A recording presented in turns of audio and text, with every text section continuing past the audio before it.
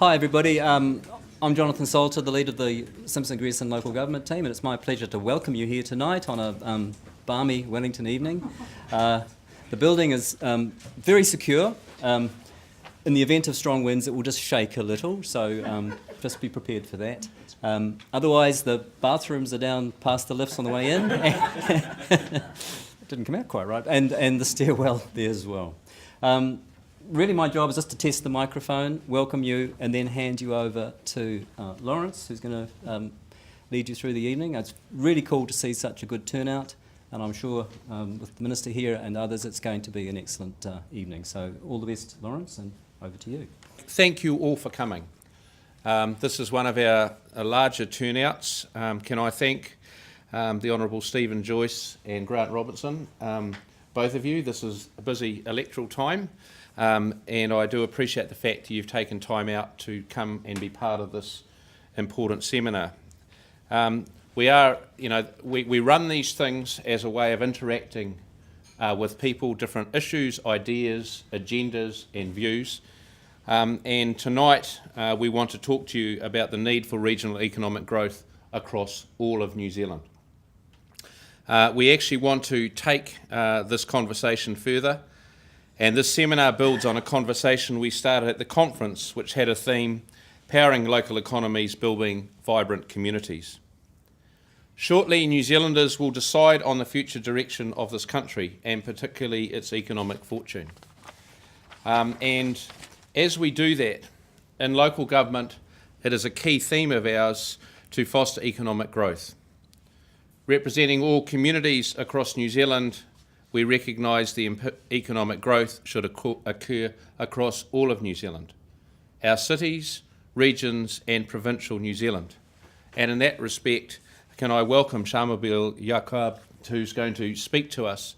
Many of you would have heard him before, but he has a perspective on life that both the Minister and Mr Robertson said they probably won't agree with him on, but it's a useful place to start.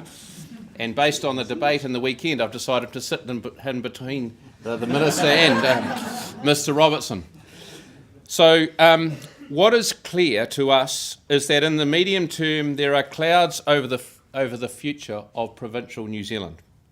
You may not always see them based in Wellington, but jobs and essential services will be stretched in provincial parts of New Zealand. And population changes will add financial pressure on local government.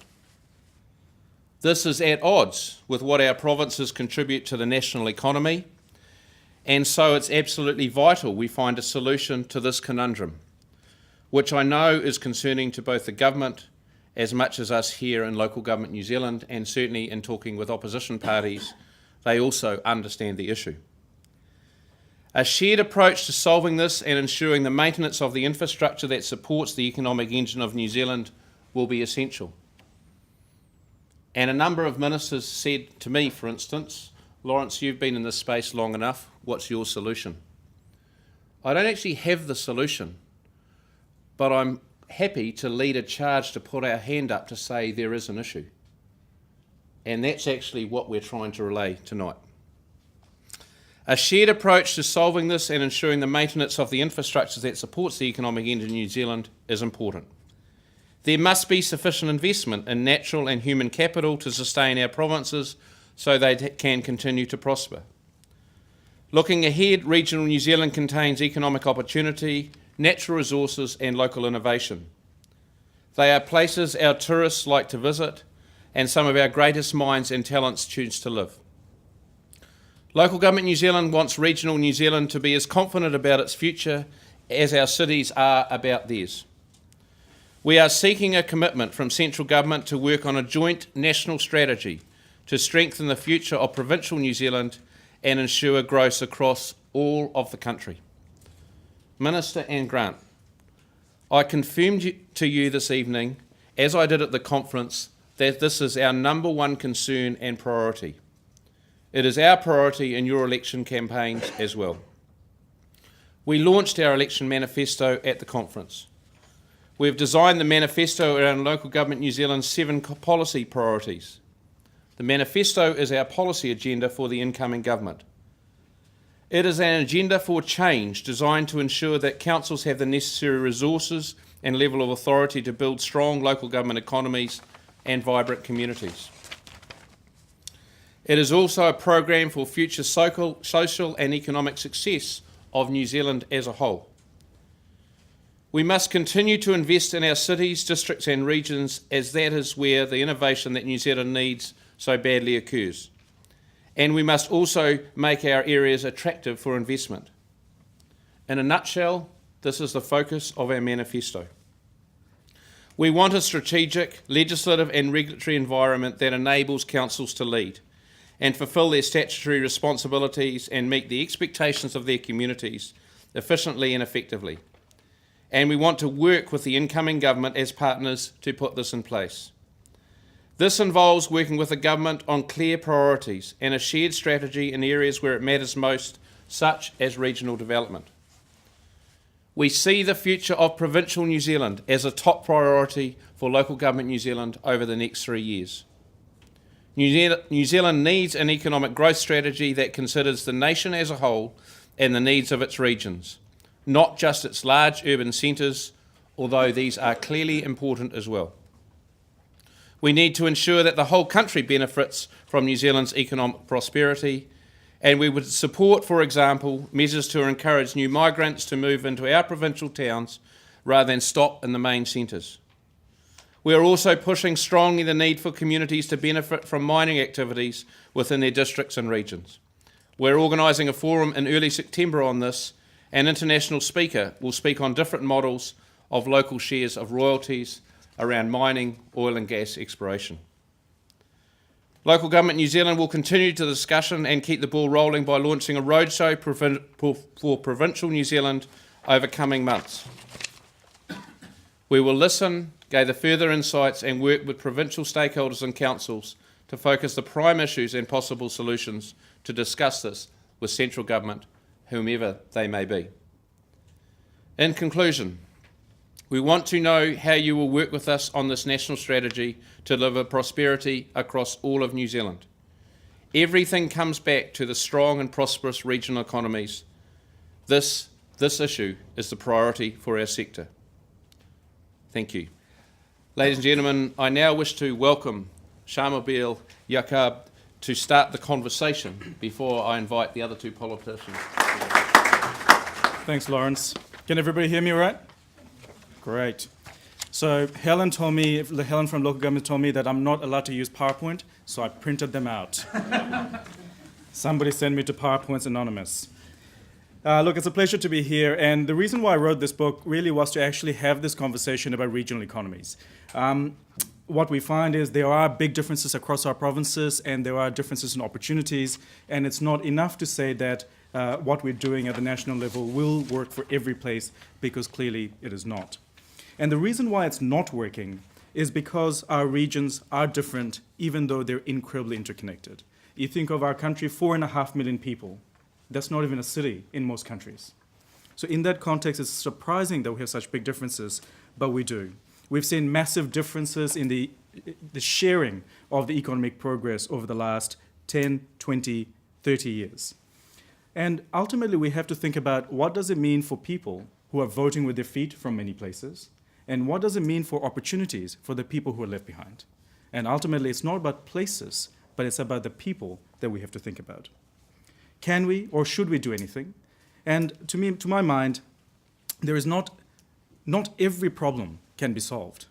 Not every region can survive as it stands today. And we have to reimagine what is possible. But if we focus on key things that I think will make a difference, around poverty, around education, we will make significant progress in creating opportunities for New Zealanders. And also, we need to have an open and honest debate on issues that will have a big impact on New Zealand now and into the future, and they're really around foreign policy and around immigration. Those issues can both be very, very sentimental and emotional, as we have seen in the last few weeks. And it's not enough to say that we will talk about it only in election years, because these are issues that have big implications for where our regions are heading and where our economy is heading over the next few decades. But ultimately, I think we need to start from the point that regions are very different. Our regions have different specialties, different expertise, different strengths, and different weaknesses. Whether we look at it in terms of population growth or household incomes or the unemployment rate, the ranking of regions will be incredibly different. So to say that we all will succeed on each measure and every measure is not something that I think we can sustain. But ultimately, if we can boil it down to creating opportunities for people, I think we can. And one of the really great experiences I had recently was I went to speak to the regional sector group done in Christchurch beginning of this year. And one of the tables I put together was the specialties of all the different regions. And most people didn't actually pick their top specialty of their region, with the exception of Manawatu Wanganui, which is compressor and pump manufacturing. It's like, really? Who would have known that? But if you rank it by population, jobs growth, or in terms of the size of the industry, they're completely different.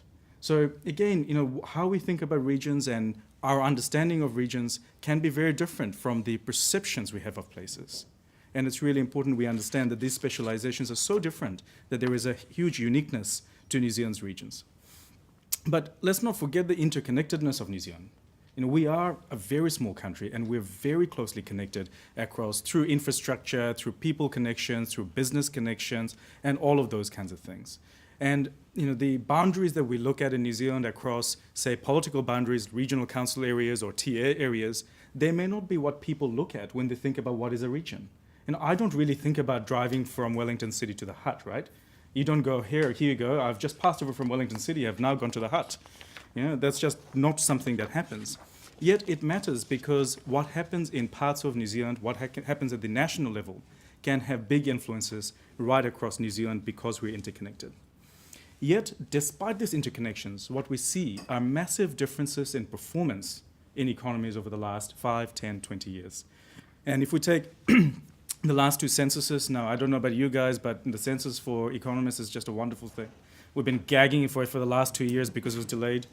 And, we've been like pig and shit for the last few years because it's just been amazing. All this data, right?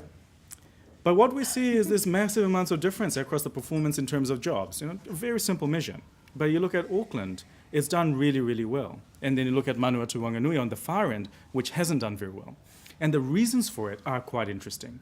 Auckland has won twice because it's in the right industries, and it's growing even better than the industry average. So one example is finance and insurance, right? That's an industry that's been growing quite well, about 7% across the nation over the last 7 years. In Auckland, it has a much share of its jobs in finance, and the performance of that industry was much better. It grew at 17%. So it won twice by having a bigger exposure to an industry that's growing and being better at it than every other place. In contrast, a lot of our traditional economies, including Manawatu Wanganui, where a lot of the industries reflect our history around manufacturing, our land-based sectors, which are not creating a lot of jobs, and in many places are going backwards. They have much higher exposure to declining industries, and they get hit twice by being in industries that are traditional and by having worse performance than the national average. And the reason why it's happening is not because it's anybody's fault, right? And I think this is a really important point to get across, is a lot of the reasons why we're seeing these differences in performance is because of these big global forces that are having a big impact on every region, every country, and every continent. And what we see in terms of the biggest drivers are around technological change, around globalization, around urbanization, and aging. Now, if you take any of these issues individually, you will know that you can't stop any of them, right? I mean, how many of you don't have a smartphone? There's usually one person. Go on, put your hand up. No one will admit to it. I love it. But if I think about these issues, it's really important because it means that our economic structure is now facing in a different direction. We've gone from physical capital being the ultimate currency of what dictates success to human capital being the real catalyst for future economic success. But that really does matter because if I look at where highly educated people live across New Zealand, it's actually not in that many places. So that means that not every region can participate in the high knowledge, the highly educated, highly skilled industries as we see in places like Auckland and Wellington. And as a result, what we see is young people that are getting educated, they're voting with their feet. There are lots of places that are declining in population. It's not because There is this fundamental problem with the place, but there are no economic opportunities for jobs, and they are going to places where you can get jobs. One of my favorite stats is that the strongest growth of New Zealanders at the moment is places like Queensland, right? Growing at 4.5% a year. And it's because the opportunities are there. It's not anybody's fault. It's just that because of where the economic opportunities are, you will go where you can make the most of it.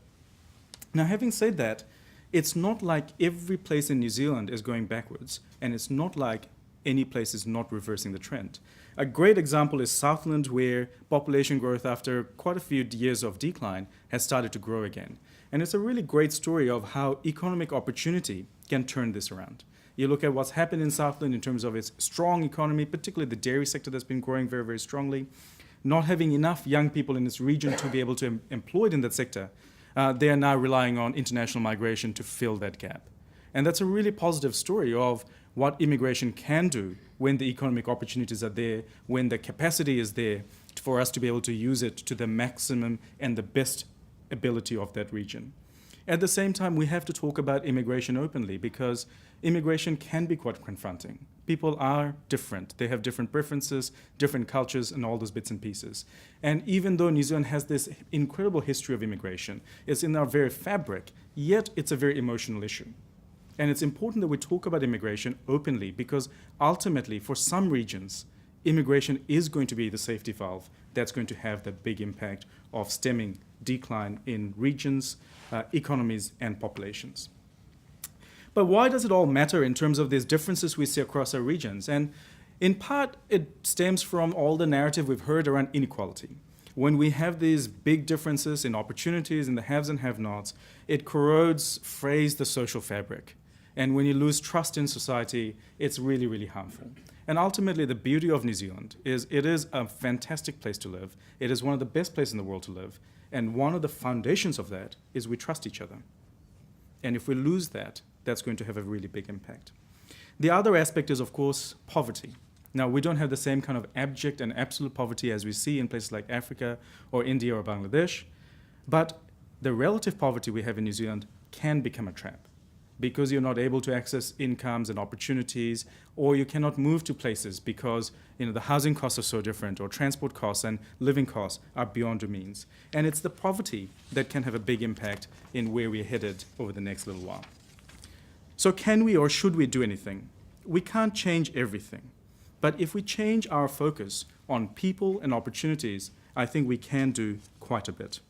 And firstly, I think what we need to think about is focusing on outcomes. Education to tool future generations is absolute must. I heard the stat the other day that I thought was really fascinating. The average age of an IT teacher in New Zealand is 54. It's like, what are you going to teach a 13-year-old? And I thought that was just a fascinating stat. It's probably completely wrong, but somebody said it to me, so it must be right. The other thing, of course, is poverty alleviation. And New Zealand should be incredibly proud of our welfare system that does a very good job of providing a safety net. But the question is, are we doing enough to be able to propel people out of poverty? Because there are people who are in multi-generational welfare dependency and those kinds of things. And if we focus on those people, I think we can get some really good outcomes. And part of that is concentration in geographies, both within rural poverty and urban poverty, particularly in places like South Auckland. And ultimately, I guess my message to ministers and to politicians is, yes, we should absolutely focus on outcomes, but also they have a very big role to play in creating courageous conversations. And it's around things like immigration, which can feel really difficult because it is emotional and it can become very divisive. Yet it's an issue that's very important for New Zealand. It's such a big part of our population growth, such a big part of our history and our future, that if we don't talk about it openly, we risk creating rifts in a society that are completely unnecessary. So that is an open invitation to the politicians to disagree with me on all fronts. So how this is going to work, everybody, is Shamubeel has issued the open invitation. The Honourable Stephen Joyce will speak next, and then Grant Robertson will speak, and then there will be questions at the end of that. So the Honourable Stephen Joyce, a very warm welcome. Well, it's great to have the opportunity to be here and speak to a subject that is very dear to my heart. being not only a Taranaki boy, but also a Waikato boy. Not many people know, actually. I lived in the Waikato for 4 or 5 years. And also being somebody who, when I ran my radio company, had stations and businesses in nearly every major regional centre in the country. In fact, more so than in Auckland or Wellington. And have seen a lot of the story of New Zealand's regions over the last 20 years from that vantage point, including, for example, in the Hawke's Bay in the mid-90s, when all the challenges were post the departure of a thing called SMPs, which many of us that were around that part of the world at that time know the sort of dislocation that those policy changes caused. But I bring good news, Shamubeel. I really do. The good news is that the regions are actually leading New Zealand's economic recovery. And I think that's pretty exciting. What we have seen over the last few years is the regions have lifted their economic growth rate ahead of Auckland. And in fact, right up till the last HLFS, which came out last week, the Household Labour Force Survey, the 8 out of the 11 regions in New Zealand had a lower unemployment rate than Auckland. Now it's 7. And that's been a pattern we've seen for quite some period of time.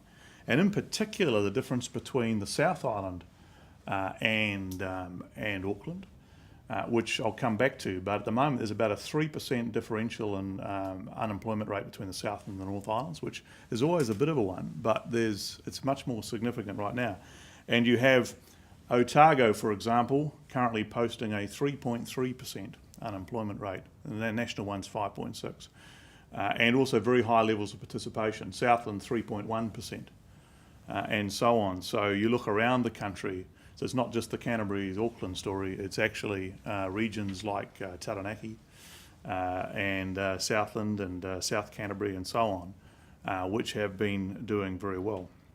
And have actually, as I said, led New Zealand's economic recovery and led us to a point where we now are the 3rd fastest growing economy in the OECD, which I think is something we should all be very proud of. The other bit of good news I should bring to you is that actually Queensland is no longer a growing destination of New Zealanders. When we turned up in 2008, the annual net outflow to Australia was around 35,000 people a year. So that was 3,000 people a month from New Zealand going overseas, including a lot from Palmerston North, Dunedin, Southland and so on.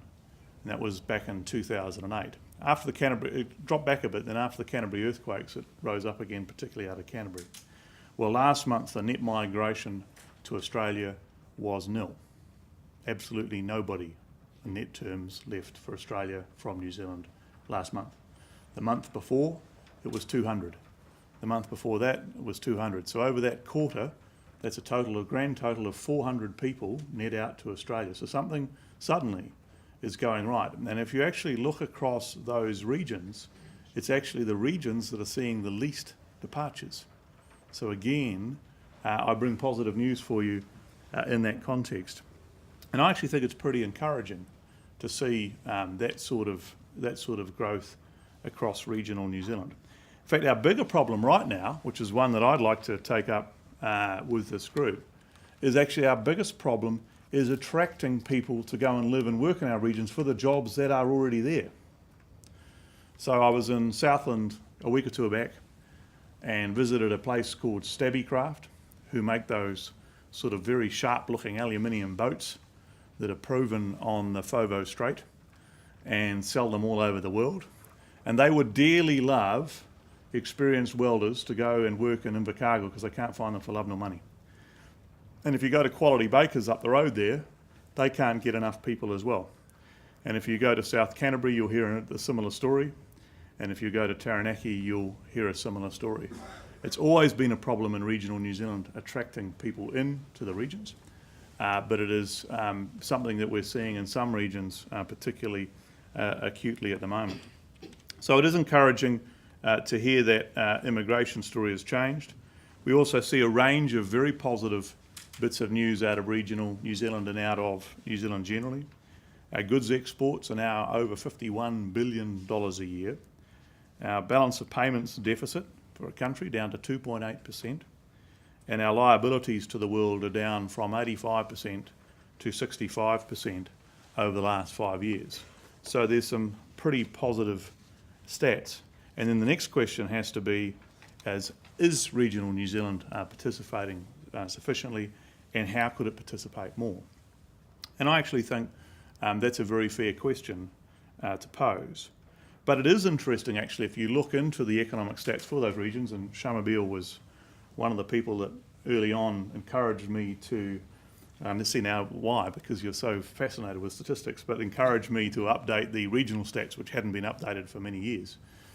We've now brought them back up to date and got stats to really put some effort into them. And what is interesting, if you look at those statistics, is that the story of each region is fairly straightforward to read. So Southland, for example, it's already been mentioned here this evening, dairy conversions have been very positive. Taranaki, of course, it's a combination of oil and gas and dairy. Mid-Canterbury and South Canterbury have been growing very strongly, and that's been as a result of water storage and irrigation. And the Bay of Plenty story is one of both decline and now recovery, because we've had the PSA with kiwi fruit, which really knocked the stuffing out of the bay, and now we have the recovery as kiwi fruit expands. And I was in Tauranga the other day and sat with the kiwi fruit industry, and they said, we're back, we're going to make it, and things are looking very positive, and that'll help the bay. So it's never all about the primary sector in the regions, but it is actually a significant part of the story. In fact, if you look across our 16 regional economies, yes, we have ICT, yes, we have agritech, yes, we have education, tourism, health, so on, but actually what we do have underpinning those regions is generally a primary sector story and the processing of primary sectors. So we have to make sure that we look after and encourage that, and that's something that this government is very focused on. So then you say to yourself, well, what's the plan for the future? And I actually think there's a very straightforward and succinct plan as to how we develop our regional economies.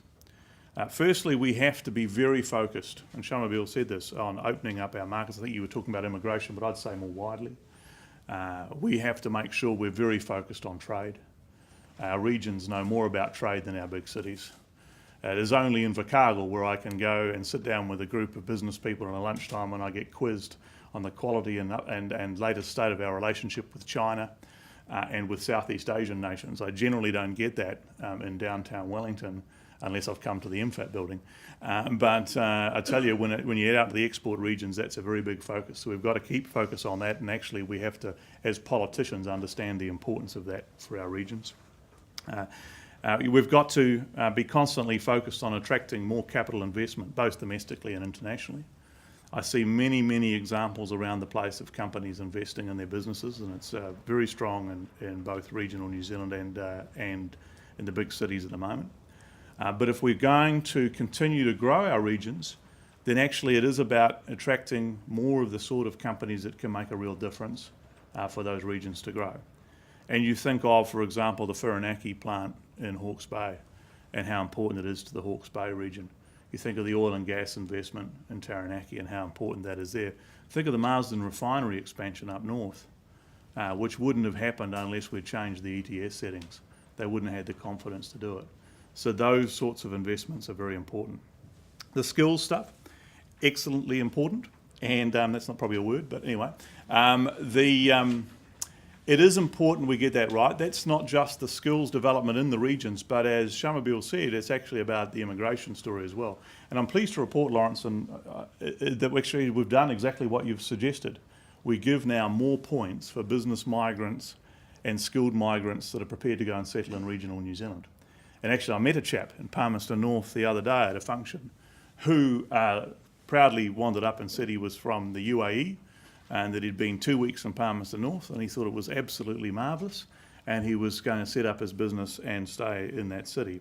And that's exactly what we've been seeking to achieve. Also important in the regional context is our Māori asset base.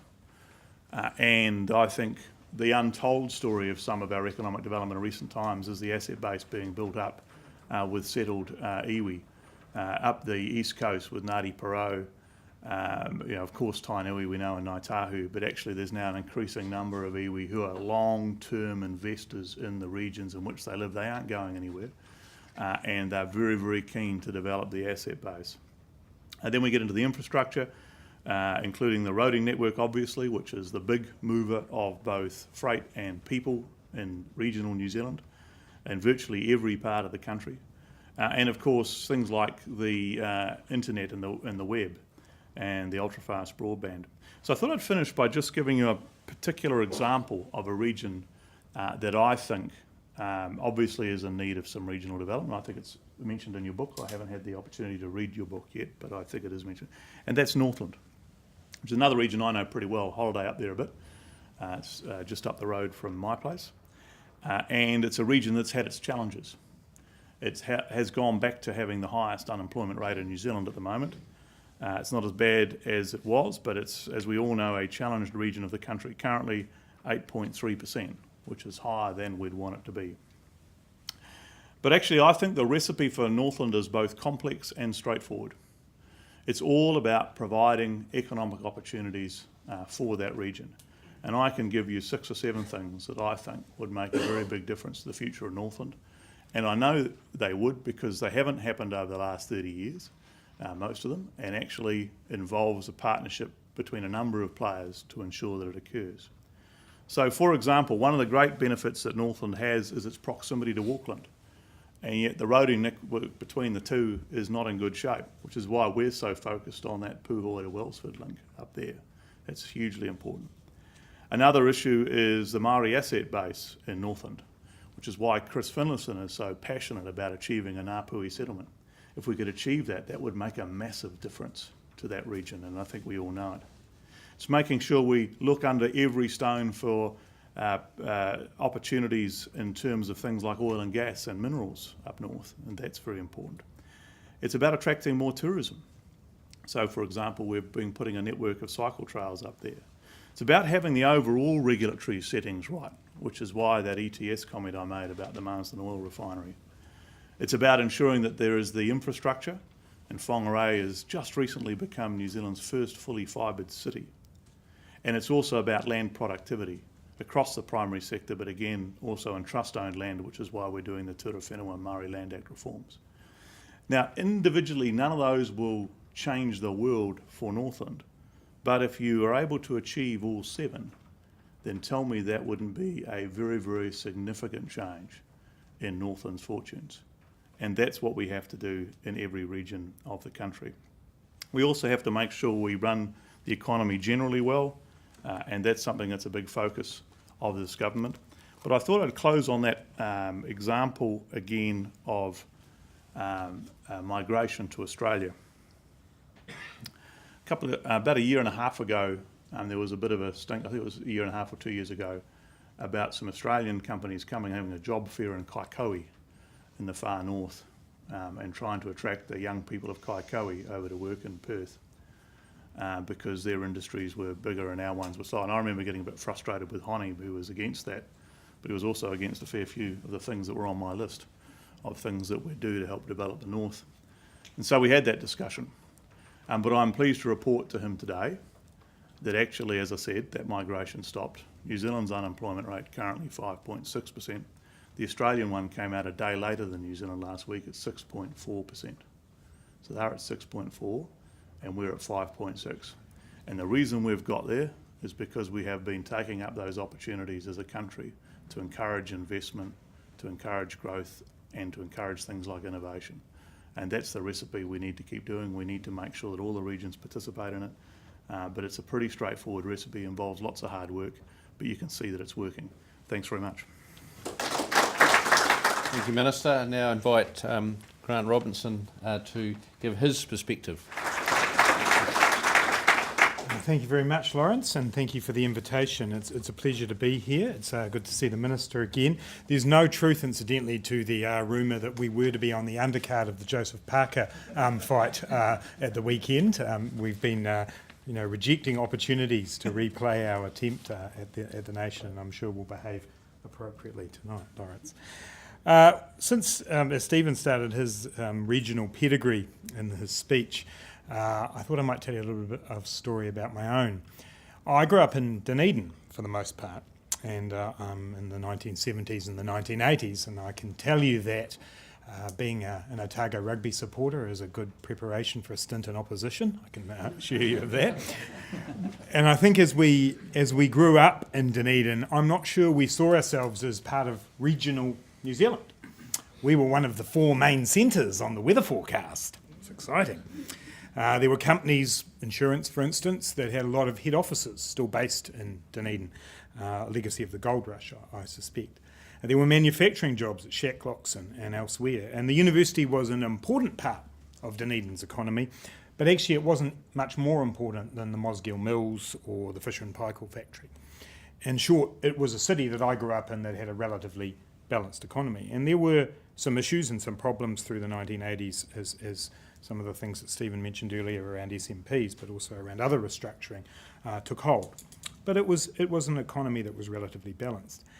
And when I was at intermediate school, my teacher used to send me off to buy his lunch. I suspect it was actually an attempt to give me some exercise, but it involved having to sprint across Bathgate Park to his favoured dairy. And his favoured dairy happened to be next door to the Hillside Workshops. And the Hillside Workshops at that point were full of people in their, or the dairy actually was full of people in their overalls on their break from Hillside Workshops. And I was fascinated by what happened there. Hillside at that time was a very important part of New Zealand Rail's network. And as the years went on, it got itself into a bit of bother. The rail network itself got into bother, but Hillside did as well, and it began to struggle and a lot of layoffs occurred. But it worked hard to turn itself into a modern manufacturing operation. It changed a lot of the things it did. It changed its plant, it retrained its workers, it looked for partnerships in New Zealand and overseas. And Hillside built itself up to be a very capable modern manufacturing outfit. But again, as the economy turned, there were issues for it, and a very critical thing happened. It didn't get a very important contract with Kiwi Rail, and most of you know the story about that and the maintenance and construction work on the wagons. And it struggled, and it struggled, and it spiralled down again to the point that it eventually closed. I tell the story of Hillside because it's not a story necessarily of saying things must always remain the same. And that's actually Shamubeel's point in the book. Here it is. Takes you 2 plane flights to read, by the way, not very long, so you should be able to all read it. Shamubeel's point in the book is that we can't simply say things must stay the same. There will be change that we can't control. But there is the opportunity to be a part of evolving a business or an industry or a region so that it can adapt and it can be part of our economy. That's what Hillside did. But something critical happened for Hillside. It got let down by central government. And I want to talk a little bit today about what central government can do to be a catalyst in economic development. But I want to make sure when I say that I'm not saying central government's the answer to everything. It's not. But it can be a true partner in economic development in terms of regional development, in terms of industry development. And I think that is a critical difference at this election in terms of what you're hearing, particularly from the major parties. There is no room for complacency. Yes, there are signs of recovery, and so there should be coming out of the recession. But if we're complacent, and if we allow our economy to narrow, we will not provide the opportunities either in the regions or more broadly in New Zealand that I think most New Zealanders want. In his book, Shamubeel doesn't actually use the phrase zombie towns, I don't think, but as a clever marketing ploy, he said that in an interview and attention exploded around it. But what he talks about in here is what is the future for a lot of our regions and towns in New Zealand. Well, I want to lay down a marker on that. There is no region and no town in New Zealand that should be abandoned. I just want to say that outright. Every region and town that I visit in New Zealand has the potential and the capability for decent jobs and a good lifestyle for the people who choose to live there. I am yet to find a region that I think does not fit that criteria. But as again is said in the book, regions are different. Success is going to look different in one region to another region. We have to be prepared as central government and more broadly as a society to say the success of Manawatu Wanganui may well be different from the success of Southland. Let's look at what is working in those regions. Let's look at what role central and local government can play to develop those decent jobs, but they may not look exactly the same. So that's the commitment that I make, that we will not do that. We will not let any region drift away into the so-called zombie state. So how do we do that? Well, we do that by ensuring that we do have a people-centred economy. One where, as I like to call it, we have an economy with a human purpose. It's all very well to look at the statistics, and Stephen threw a whole lot at you before, and I could throw a few more back at him, and we could pull out the ones that are in here and argue away about exactly what's happening in our region. But for me, the positive future for our regions is based not around those statistics, but around plans that put people at the centre. I went to a conference earlier this year in Europe, and we looked at the graph around productivity and wages. And it's the great thing, we all say it to ourselves, if we're more productive, wages will lift.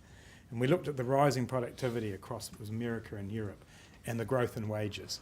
And productivity went like that, and wages went like that. So if we're not careful, if we allow ourselves to be driven only by the statistics and the rhetoric, we won't build the kind of economies that I think people in this room want in our regions. So we have to have an economy with a human purpose. In order to do that, from the Labor Party's point of view, we're offering a number of policies at this election. And some of the generalities that both Shamubeel and Stephen talked about, I think, are shared. But I think there does need to be a focus on the specific policies that will get us there. And from the Labor Party's point of view, that involves three areas: investment, innovation, and industry. In terms of investment, I won't dwell too much on that tonight, but that comes from ensuring that we not only invest in terms of transport and infrastructure, which we do need to do, but also in terms of savings and making sure that we have our own base of capital in New Zealand, and that's where Labour is coming from with Universal KiwiSaver. It's why we want to create pro-growth tax reform that actually incentivises people to invest in the productive side of our economy. We have to give people those incentives if we want to see the investment right across the economy. In terms of innovation, yes, we want to see R&D tax credits return. We believe they're the most efficient method of ensuring we get the boost in private sector R&D that we want, and the government has an important role there. In innovation, I want to dwell on skills, and I want to dwell on skills in our regions. We must ensure there are opportunities for people to stay in regions and develop the skills in regions. This starts at school, and I want to give credit to a number of local authorities who have done work to try and ensure that they're working with high schools in their regions to build opportunities and pathways to employment. And some good things have happened. The Vocational Pathways program, which has come in under this government, I'll give credit to. But it's not enough. And too many young people are still leaving school in New Zealand with no plan for their future, with no idea of the pathway they'll take to be part of that productive economy. So we need a much more direct focus on ensuring every young New Zealander leaves school with a plan and be it as in either work, education or training when they leave school. And then we need to have those training opportunities in regions that are relevant to the regions. Around $60 million has gone out of regional polytechnics in the last 5 or 6 years. That's not good enough. They should be the core of regional tertiary education strategies that are developing right across from local government to business to the tertiary institutions themselves about providing those opportunities in the regions. We announced recently the Centres of Vocational Excellence idea. This is the idea to establish 10 centres in regional polytechs around New Zealand that will build on where there is a regional advantage or a regional interest to ensure we get the very best skill development in those regions and across New Zealand. We can't keep doing things exactly the same and think we will turn out a different outcome when it comes to the skill base in our regions. That's one idea, and there are a number of them, others as well. And then there's industry, and we've already announced a number of policies around our economic upgrade to ensure we actually get investment in the value end of our economy. We've talked about ICT, we've talked about forestry and wood processing, and we've talked about high-value manufacturing. We announced, or David Cunliffe announced at your conference, Lawrence, the $200 million Regional Development Fund. This is to be a catalytic fund to work alongside regions to get those projects going that we know will deliver jobs as part of regional economic growth plans, but that need the support of central government to get going. And it might be the Opotiki Wharf, or it might be another wood processing plant in the Wairarapa. Whatever it is, we're prepared to get alongside it. But we're not going to be the politicians that make that decision. We want that decision to be made independently and on the basis of what will work and support regional economic growth plans. So that's some of what we're going to do. But I want to talk a little bit before I finish about how we're going to do it. Because I think it is important that we acknowledge that this has to be a partnership. It has to be a partnership between central government, local government, business, iwi, and other economic players in particular regions. Unless we are able to get that partnership working properly, we will simply have unsustainable development rather than the kind of integrated sustainable development that I think you all want here.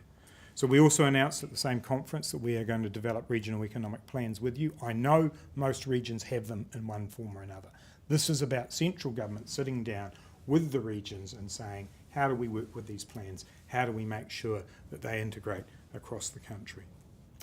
We also want to make sure that our way of working together is not just based on one-off engagement or short-term engagement around central and local government forums. I used to work for Helen Clark, and I remember when the central and local government forums would happen, and there'd be a great rush of energy when they did happen, and then things didn't always flow on from there. We need a more sustainable form of working. We've discussed with Lawrence and others the idea of regular working groups on particular issues, be it water, be it infrastructure, be it skills and training, so that we are working together much more regularly than that. The Mayor's Task Force for Jobs, I know LGNZ's taken that on board now. I think that's important, and again, that's another vehicle that we can be using as central government. Occasionally, some of our opponents laugh at the fact we want to have a Minister for Regional Development, a specific Minister for Regional Development. We want that because it says something about what's important. Stephen is effectively the Minister for Regional Development now, and good on him. But we want to say that there is somebody there at the Cabinet table who is representing the regions, who is saying this is how we want the economy to grow and develop. And also we want the partnerships with iwi that have been mentioned, vitally important in ensuring that we leverage the full scope and potential of our economy. So it's about what we do. It's about being an active partner alongside local economies, and it's about how we do it, doing that in a truly partnership-based way. I want to finish on 2 points.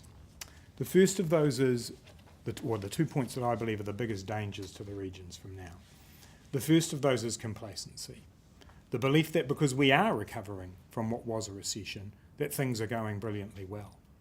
That complacency cannot have been hit home more to people when we see a 41% drop in dairy prices since February, or a 7% drop in exports in the last quarter. If we are simply reliant on a narrow range of products, we cannot sustain the lifestyle and economy that we want in the future. And that is my second point. We must diversify our economy. Every region that feels it's reliant upon one commodity or upon one industry knows that one day things will turn for them. We must build broad-based economies based on the strategic and natural advantages of our regions. We cannot be complacent. We cannot simply sit in Wellington and fire off silver bullets into the regions in the hope that they will work. We get good, sustainable economic development with good jobs, with decent wages, by working in partnership, investing, innovating and building industry right across New Zealand. Thank you. Thank you all. I just want to lay a little bit of a challenge before the question time, because when you sort of listen to all this, Shamubeel excluded, one would get a sense that actually everything's good in the provinces and people aren't worried about it. The reason it is the top priority for local government in New Zealand is because mayors and chief executives from the rural and provincial sector have talked about nothing else. Actually, not even transport now, Minister, as the former Minister of Transport. They used to talk about that. Now they talk about this. Now they talk about this. They don't talk about it because they believe everything that's just been said here. They talk about it because they're fundamentally worried about it. So either there's a disconnect going on, or actually there is a real issue. And what I want you guys to talk and question and probe and push is around whether there is a real issue or whether in fact it's a bunch of whinging mayors and chief executives saying that things are no good in the provinces. Because this is your opportunity to ask those questions. So please feel free, anyone. Sir. I'll start with a question, and I think probably Stephen will want this one. I think we suffer from inadvertent Fordism in the public sector. Can you explain what that means? I'm just about to. Sorry. And I would really interested in your comments. I mean, we talk about the earning economy and the spending economy. If we go to the spending economy, we extract money from all New Zealand, but the pressures on government and efficiency drive us to a Fordist model, which is the world of mass production, and so decentralisation. So our hospitals, our education systems are driven by efficiency gains back to a Fordist model of centralisation. Yet we're now moving to a world of where distributed delivery should be more possible. So one of the things we can do for the regions is for the public service to use the sorts of technologies we have now to move away from that Fordist model of public service towards a distributed model. So I'd be interested to know, and Grant would like to talk about this as well, what the plans of the two parties are for distributed delivery. You know, I'm a big fan of distributed delivery because one of the biggest risks for the public sector is getting a very Wellington perspective on life, so encouraging them to get out more is hugely important. Making sure ministers get out more. I think one of the benefits we have in the current government is actually all the regional MPs that sit around the cabinet table go back to the Gisbornes and the Hawke's Bays, Taranakis, and so on every week. So there's a pretty strong connection there, and means that there's a lot of emphasis around the regulatory environment, for example, is what impact would that have on the region. So we've spent a huge amount on that water space, making sure that we get that balance right, rather than just talking about water taxes or whatever, because that would be very difficult in regional New Zealand. So I think it is important that we do that. Interestingly, if you look about the amount that's invested back into the regions currently, I'm not saying the amount's right, but actually Treasury did do this exercise which said proportionally it's higher in most regions of the country than it is, for example, in Auckland. Auckland has the lowest proportion of government investment of any type. You cut it services way or anything else. And I think that's the flip of centralisation, is actually you see economies of scale in the big areas. So you have hospital services in Taranaki, and so that on a per person basis are more expensive, simply are, as they should be, than the bigger regions. So I think yes. I think the answer is, as we get into things like the sort of services we can provide online, then those must be as good everywhere as they can be in the cities. We've put a lot of effort in the social sector, things like the social sector trials, the joined up stuff in Kawerau, Live-In and so on, which is working pretty well. I must say, as somebody who came into the public sector for the first time 5.5 years ago, it seemed a bit bloody obvious to me that we should have all the agencies and contractors in a town talking to each other, but it's been a reasonably new concept. But yeah, I think definitely there's more to do in that space, and very much open to the discussion. We've had some good wins with Mayor's Task Force for Jobs by working together on young people. One example is in New Plymouth currently, where there's a network set up there. And the real benefit there is that central government has a range of initiatives, and actually I think in the youth space now we've got a very full plethora of initiatives, which is helping. 15 to 19-year-olds NEET's down to 7.4%, which is encouraging, and I think we can get it down a lot further than that.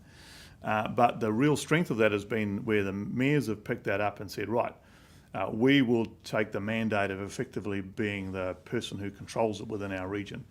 We will go and talk to the employers and make sure they're part of it. We'll go and see MSD and make sure they're doing a good job in this region. We will go and see these providers, politics and so on, and make sure they're doing a good job, and effectively being a bit of the local glue and making sure that it all works. And I think that's been one of the real recent successes of Mayor's Task Force for Jobs. So it's that working together, I think, that's very important. Thank you. It's interesting, when the national government came in, there was a lot of talk around the importance of cutting back the bloated bureaucracy. And I think a lot of people in the regions probably thought that meant my constituents in Wellington Central. Well, the reality's actually been quite different. What's actually happened is that a lot of the regional public sector jobs have gone.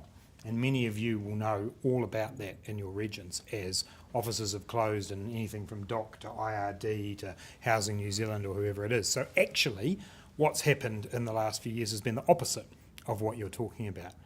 And as the MP for Wellington Central, I can say quite honestly and openly that there is the scope for more services to be delivered in the regions using both the technology that we have and the skills that are there. What I don't favour is the idea of wholesale picking up a government department and moving it to another centre. I know this was done in Ireland, and they moved the Ministry of or Department of Foreign Affairs to Limerick, which is the stab capital of Europe, and most of the time was spent, the people who really benefited were Irish Rail, as diplomats shuttled themselves backwards and forwards to Dublin all the time. So I'm not necessarily sure that you move a whole department, but you can certainly move aspects of operations into the regions. You can certainly retain a presence in the regions much more than I think has happened under this term of government. And we certainly, in our regional development policy, have specifically said we're looking for opportunities to do exactly this. But you don't just do it by where you place people. You also do it by the work that government does. And in the first opportunity I had to talk tonight, I didn't mention two areas, which I will now. One of those is around immigration. And I do want to make clear that from the point of view of the Labour Party, we don't think the changes to the points system have gone far enough to encourage immigration into the regions. There are further changes that can be made there. The second area is procurement and government procurement. And we believe there is a huge opportunity there for businesses in regional New Zealand to be part of the $30 billion odd that the government spends in buying services. We've set some initial targets for that. We're talking about around $500 million worth of procurement coming out of New Zealand firms, breaking contracts up a bit more so that New Zealand firms can get a fair go at them. That will definitely help the regions and was kind of the point of the Hillside story. Thank you. Just to sharpen it up a little bit, and for the fact that I often say this, and Minister Joyce and others might listen to me and not like it, but I'm going to say it again. 70 jobs in an Inland Revenue Office in Timaru or Whanganui is far more significant than 70 jobs in Wellington or Auckland. And using technology and other things, if we could think differently about some of this space, it could be part of the solution. And that's all we're asking, that type of thinking be considered. Are there other questions? Sir. Minister, I have a lot of respect for what you do, but an industry from which you come, from radio, the signs of regional radio around New Zealand and even in the print don't seem to be strengthening. In fact, we've seen a lot of demise of local media of the regional strength around New Zealand. What do you think is going wrong in radio around New Zealand? Because it... Firstly, Lawrence, I must note, of course, the Kiwi Bank expansion in Hawke's Bay, which is important. We do mention on the way past. Just randomly to get it right. Oh no, we're very supportive of it. Actually, it raised an interesting point, and I must say that I'm a little bit disappointed with the way radio's gone in that way.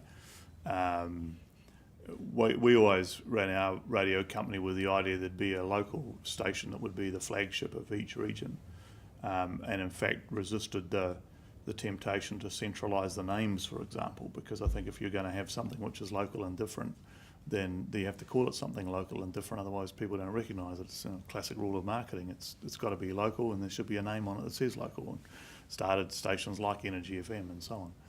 And so when it went the other way, and now I think in most towns now it's literally a local breakfast show and perhaps an afternoon show, I think something's been lost out of that, which is a little bit disappointing, and particularly I think has some interesting ramifications and things like civil defence and so on, which is something that we should focus on. On the other side of that, of course, the web brings many more opportunities now, and the way people communicate bring many more opportunities. So yes, we've lost some things, but we've also gained social media. We've gained the ability for councils, for example, to communicate directly with citizens.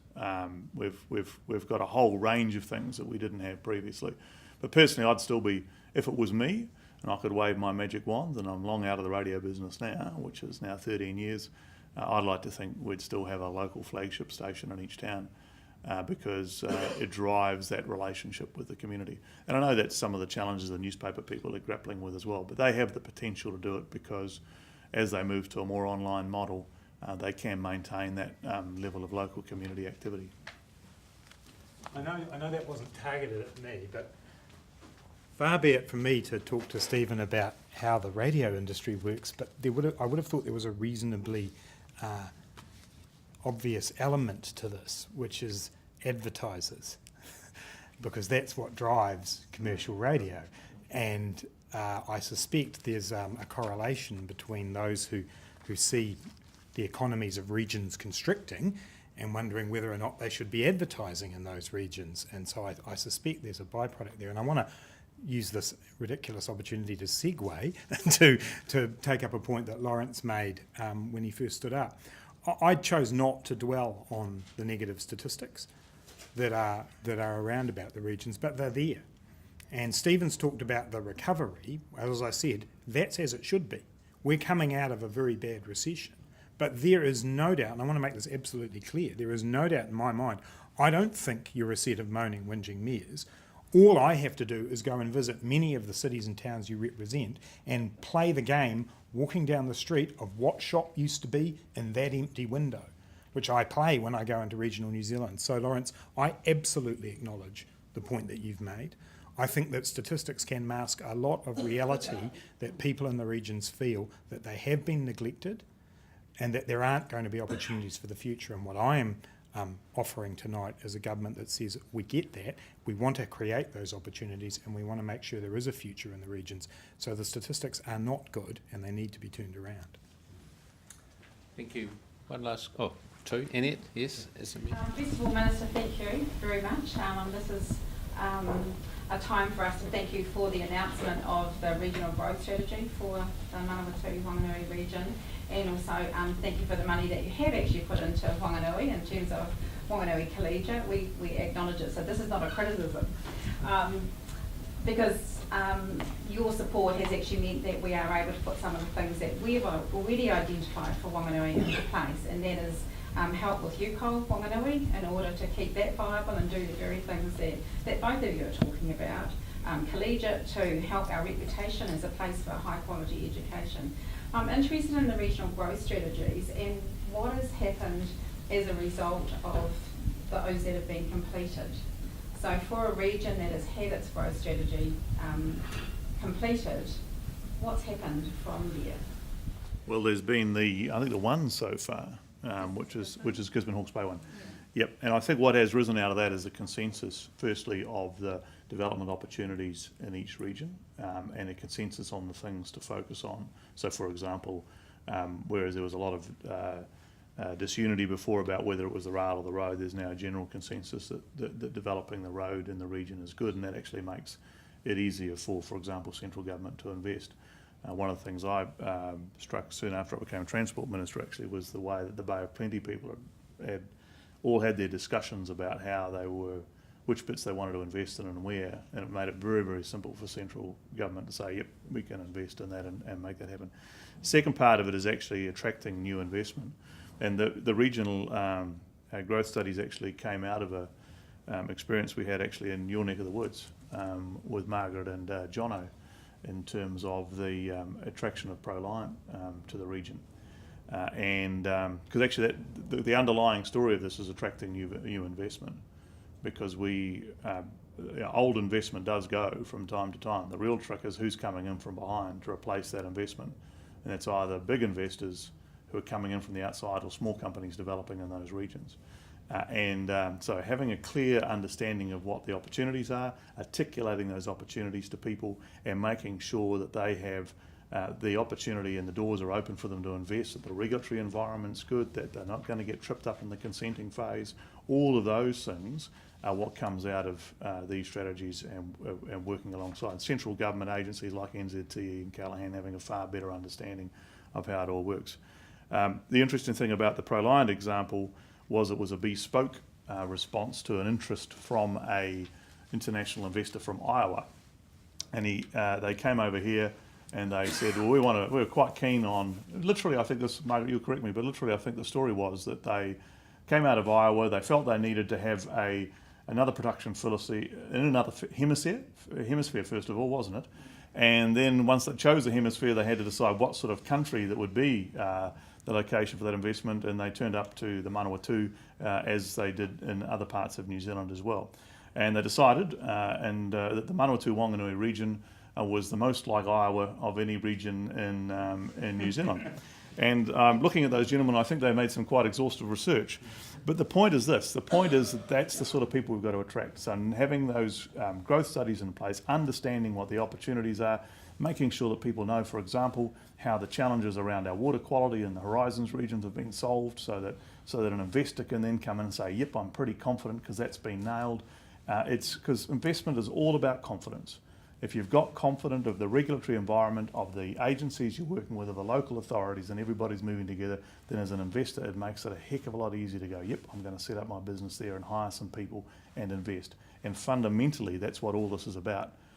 We can talk about the strategies and working together, and all those things are very, very important, but at the end of the day we have to attract new investment both internationally and domestically into these regions, and that's what we're focused on. So what changed in Gisborne? What has changed in Gisborne? Not yet, but it's only been about 3 or 4 months since it was finished.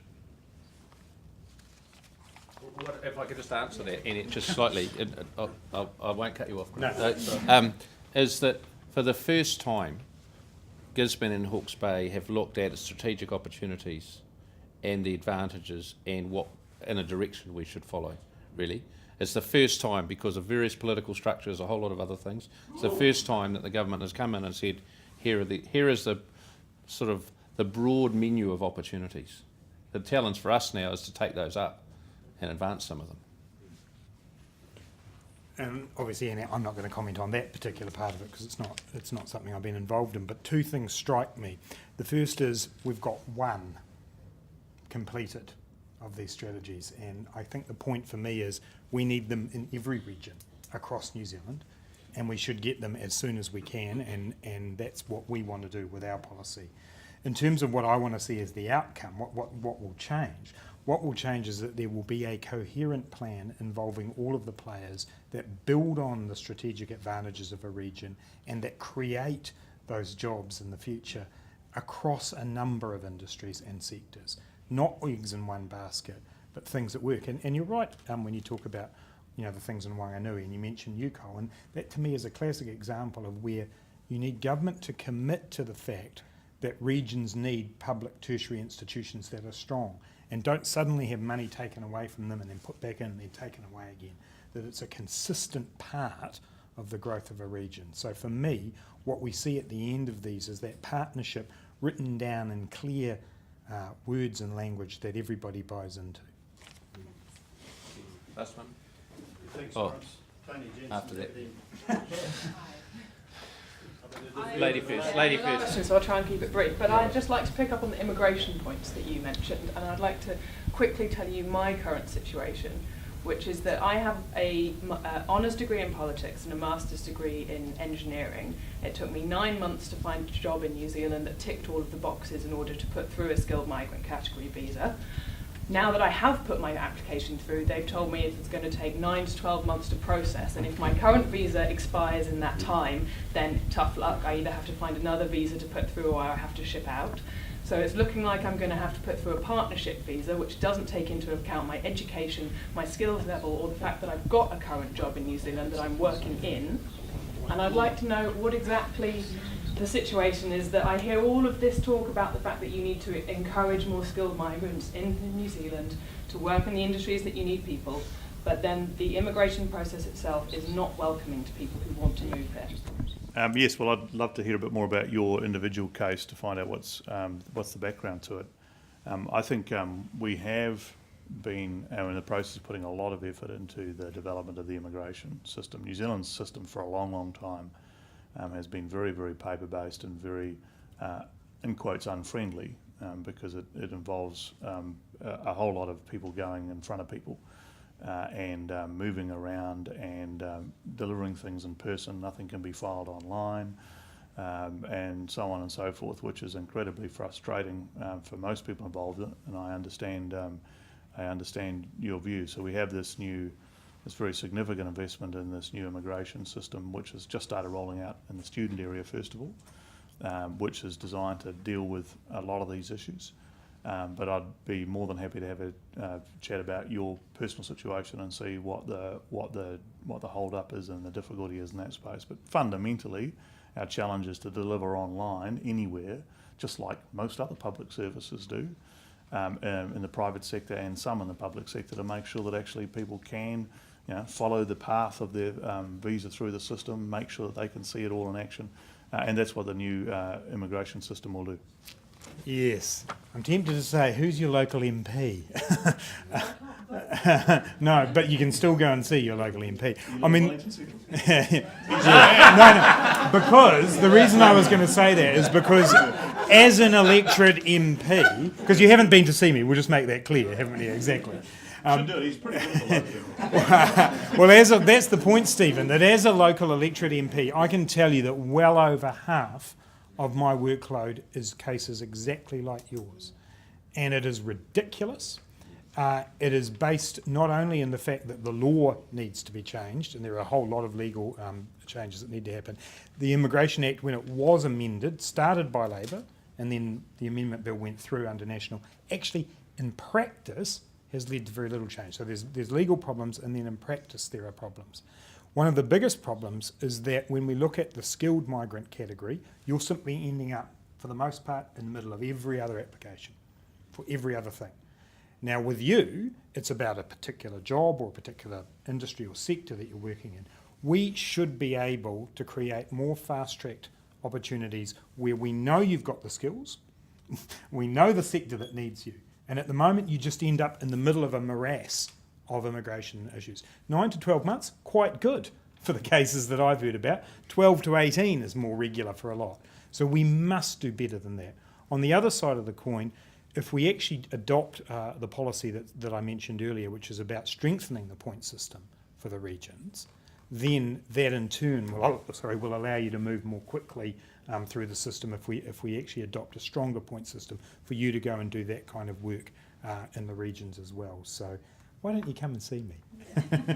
Okay, it is election year, so I'm going to ask one last question. Sorry, last one. Thanks, Lawrence. Tony Jensen, Deputy Mayor of Manawa 2. One of my favourite regions is the Taranaki, as you mentioned earlier. You drive through the Taranaki, you can literally see the $100 notes growing on the trees. There's two reasons for that. One's white with the milk and the other's black with the oil. But I'm hearing some disquieting words from Labor on their intentions in that area. Some of us in the regions believe we can still double the production from those rural areas by twofold. And I hate to think that there's any intention to go backwards. And we're going to need a lot more oil in Wellington because you're not having your flyover now, so you'll be stuck there idling all day. Trust me, the flyover wasn't the answer. If you want the answer there, it's to go to where the congestion point is, which is the Mount Victoria Tunnel, and we will look at that in the near future. Look, I want to make clear that you look at a region like Taranaki, and yep, sure, you can see some growth there. It's important that we ensure that we continue to make that sustainable growth. So you mentioned doubling the oil. I presume it was oil rather than dairy. You were talking both. I'm not talking dairy, I'm talking rural production. Rural production generally. Sure. And look, there is enormous amounts of efficiency that can be there, and we want to make sure that we're a part of that. What I'm saying is I don't want to see any one-trick regions. I want to make sure that we've got diversity across all regions in New Zealand. We're not, and Stephen loves this, but I can be very clear on our position, we're not against the extractive industries by any means. We want to make sure that they continue to operate safely, that we continue to protect the environment, and that we ensure, as we look ahead to the future, that when we know that we're going to have to move into other types of energy production, we know that oil will eventually run out, and we do know that, then we will have to start looking at other forms. But we're not ruling it out now, as long as it's done safely and as long as it's done in a way that protects and enhances the environment. When it comes to the dairy industry, sure, there's a lot that can be done there in terms of efficiency. But again, you only have to look at what's happened this year to recognise the dangers that are inherent and putting all of your eggs or all of your cows in one basket. That's all we're saying. Okay, I think. Got it. Well, we're going to allow one more question because of that. Well, no, we get That's a the response deal. each, don't we? You know, there you go. That's the deal. A couple of things. Firstly, dairy is about 23% of New Zealand's exports. Yep, it's big, but it's not actually dominant in the way that, for example, iron ore is in Australia. And that's a really undiversified economy which is having those difficulties. Second thing is that the dairy price this year, yes, it's come off, but actually it's still it's about where it was 2 years ago, and it's come off some pretty high levels. And the good news is that, for example, beef and lamb is up about 20% this year. Aluminium's back after. We know that went down a bit. So all those commodities move around, and actually our trade prices are pretty good at the moment still. But I think it is an important point you raise, because it's not just about what you do, it's what you don't do that's important. And I know the story of the dairy industry. Go and see the guys at Livestock Improvement. You know, in the 1950s, they started improving the productivity of the breeding stock, and it's just gone like that over the last 50 years. And I always find it amusing and slightly strange that we all get to our point in history and we decide that it won't happen anymore just because we're here, when actually the history is much longer than any of us have been in Parliament or in business. And it continues to improve. But here's some things I think are really important not to do. Yes, it's important to improve the environment, but it's not right to suddenly drop big water taxes on water use in regions, and I think that would be a bad thing. I actually think that suddenly, as the Greens want to, putting up a carbon tax at 5 times the current price would be a bad thing and would have an instantly negative impact on Taranaki and Manawatu and other regions, and so on and so forth. So it's also about making sure you don't do things that actually end up causing problems in the regions. Now, I think regional New Zealand's pretty smart. I think we do have to keep improving our environment, but I actually think everybody in regional New Zealand understands that. And the Taranaki people, for example, have got one of them, and I'm biased because I'm from there, one of the most beautiful regions in the world in which they live, in which the oil and gas industry and the dairy industry work successfully alongside the other industries in that region, including tourism. So that's really important. I think we've got to be really careful that we don't, as central politicians, start running around and picking winners and saying, I want to support this region and this industry, but I don't want a 1 or a 2 trick pony or whatever, because actually most of the regions that have gone to 2 or 3 successful industries are very happy about it, thanks very much, and all they want to do is to make sure the central politicians keep out of their way so they can continue to improve their economic performance in their region and also improve the environmental outcomes. My question was just really about skills development, and I was interested in some of the discussion earlier and picking up the point about immigration. So as Mayor from Marston, just the last few weeks I've been out visiting quite a few of our businesses who are exporting, and some of them are wanting to develop and grow further, and it's the lack of skills. And one of them, and it just highlights to me about one of the issues I had to give a level was about immigration. To get sheet metal fabricators from Jordan, actually. And I thought, for goodness sake, we were our apprentices.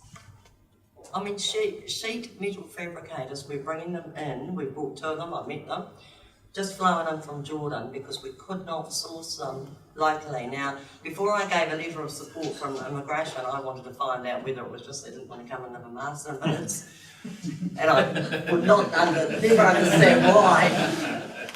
But it's a New Zealand-wide shortage, and talking to some of the businesses and going around some of them, as I said in the last couple of weeks, these aren't highly skilled professional areas that where the skills shortage is. And I just wanted to know from the Minister what we're doing about, we've got, as you say, the needs are dropping, and the vocational pathways is a really good initiative. But what are we doing to upskill our own young ones and those what were traditionally the old trades? It's a huge gap. Yeah, it certainly was a challenge through the GFC, and that's why we put the apprenticeship reboot in place to really lift the number of people participating in apprenticeships as companies are prepared to take on apprentices, because of course they do need to be able to do that, and we're actually paying them the apprentice for the priority trades, which includes the ones you're talking about. I think it's $2,000 for the apprentice for their tools and $2,000 for the employer, and that's really lifted the numbers of apprentices available. Actually, the other area is that there's a bunch of people that have been living over in Australia who are very willing to come back to New Zealand now that the grass didn't turn out to be quite so green on the other side of the fence. So it's not getting the right people with the right skills in the right place at the right time is always challenging. But I think if we push hard on the apprenticeships, which we're doing, if we encourage more to return from Australia, which is something we intend to announce shortly, which is something that we're doing, and that we're also making sure that we're focused on the skills and the politics, and we have seen some big lifts there in places like Southland and so on in terms of SIT. Eaqub's doing a lot of work in this area. It's a combined effort, but the good news is that we have the jobs for those skills, and the challenge is to keep working to find those people and taking advantage of all the training opportunities that are there. On Monday I was in Christchurch and I went to a fantastic company called Littleton Engineering, which has about 14 apprentices with a total workforce of 84, so they're a very high percentage of apprentices.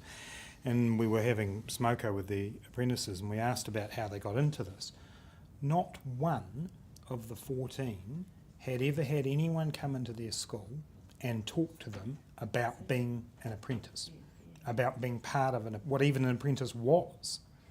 So we let down our young people, in my view, at school by not talking enough about what are the opportunities in trades. When I asked them, did you have career days? They said, oh yeah, we had career days. That was when the universities came in and talked about what they were going to do. 30% of our school leavers will go to university, which means that 70% won't. And we do not do enough to support and encourage those young people with the options that they've got. I mentioned Vocational Pathways, which was an Industry Training Federation initiative picked up by the government.